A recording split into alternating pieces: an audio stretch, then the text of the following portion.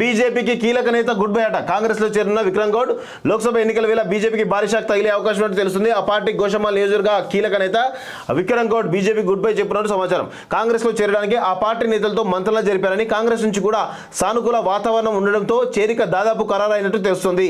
అయితే గత అసెంబ్లీ ఎన్నికల్లో విక్రమ్ గౌడ్ బీజేపీ నుంచి గోషమాల్ టికెట్ ఆశించారు.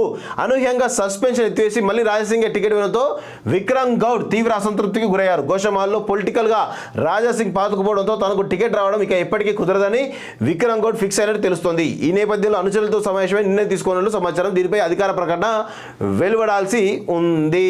సో మొత్తానికైతే విక్రమ్ గౌడ్ కీలకమైనటువంటి బీజేపీ నేత ఈరోజు కాంగ్రెస్లో చేరుతున్నట్టు తెలుస్తుంది. వాస్తవంగా బీజేపీకి చాలా పెద్ద షాక్గానే తెలుస్తూ ఉంది.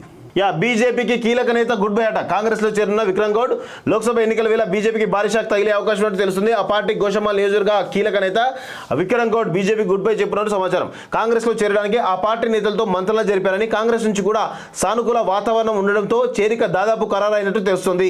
అయితే గత అసెంబ్లీ ఎన్నికల్లో విక్రమ్ గౌడ్ బీజేపీ నుంచి గోషమాల్ టికెట్ ఆశించారు.